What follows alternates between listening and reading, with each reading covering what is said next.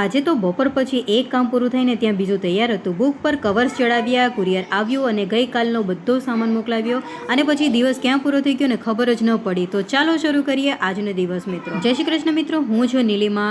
કેમ છો બધા? મજામાં છો ને? આશા રાખો કે તમે મજામાં હશો. અત્યારે બપોરનો સમય છે ને વ્યાના સ્કૂલેથી આવી ગયા બાદ અમે બધાએ જમી લીધું અને બસ એને હોમવર્ક કરાવવાનું બાકી હતું અને બહારનું વાતાવરણ આજે એકદમ સરસ છે.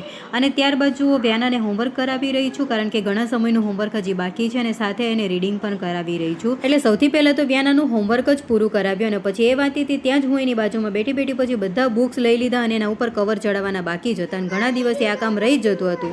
હું આ કામ લઈને બેઠીને ત્યાં યુવાંશ પણ આવ્યો અને કે મમ્મા મારે પણ કરવું છે. એટલે પછી હેરાન ન કરે એના માટે મેં એને સ્લેટ આપી અને ABCD લખવાનું કામ આપી દીધું. એ પણ ખુશ અને મારું કામ પણ આરામથી કમ્પ્લીટ. અને પછી બધા જ બુક્સ ઉપર કવર ચડાવ્યા, સ્ટીકર લગાવ્યા અને આખો યુનિટ 1 રેડી કરી દીધો. મને સ્ટીકર લગાવતા જોઈને પછી વ્યાના પણ કહેવા લાગી કે મમ્મા હું પણ સ્ટીકર લગાવીશ. એટલે 2-3 બુક મેં એને પણ સ્ટીકર લગાડવા માટે આપી અને એને પણ લગાવી દીધી અને અહીંયા કામ કમ્પ્લીટ. બપોરે ડોરબેલ વાગી હતી ને પછી કુરિયર આવ્યું હતું. એટલે 2 કુરિયર આજે મારે ઓપન કરવાના હતા. જે એક હું દુકાનથી લઈને આવી છું અને એક કુરિયરમાં આવ્યું છે અને આ છે કપૂરદાની જે સરસ મજાની છે અને બીજું કુરિયરમાં છે મેં લોન્ડ્રી બેગ મંગાવ્યું છે. તો એક મેં ખોલી નાખ્યું હતું ને એક તમારી સાથે અત્યારે શેર કરી રહી છું કારણ કે અત્યારે છે ને મને આ વસ્તુની બહુ જ જરૂર હતી તો મેં એ પણ મંગાવી લીધું. ને જો વુડન કપૂરદાની છે, લાઇટ સાથે આવે છે ને હીટ પણ બહુ નથી થતી.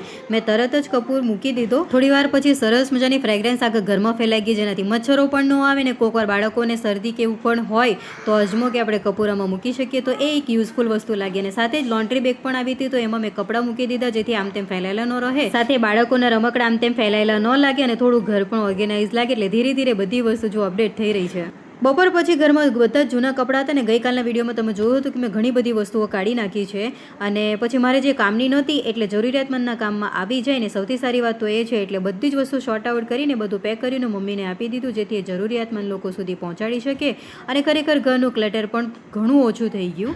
બધી જ બેગો 1 by 1 મેં બહાર મૂકીને ત્યાંથી પછી માસી નીચે લઈને જતા હતા અને ખરેખર આખી રિક્ષા ભરાઈ ગઈ. આ કપડાં પણ ઘણા ટાઈમથી મેં મૂકી રાખ્યા હતા જે યુવાંશ અને વ્યાના ખરેખર નાનપણથી મોટા થયા અને તે ઘણા બધા કપડાં મેં સાચવી રાખ્યા હતા કે ક્યારેક કોઈ જરૂરત મને કામ આવશે ને હું ત્યારે આપી દઈશ આમ.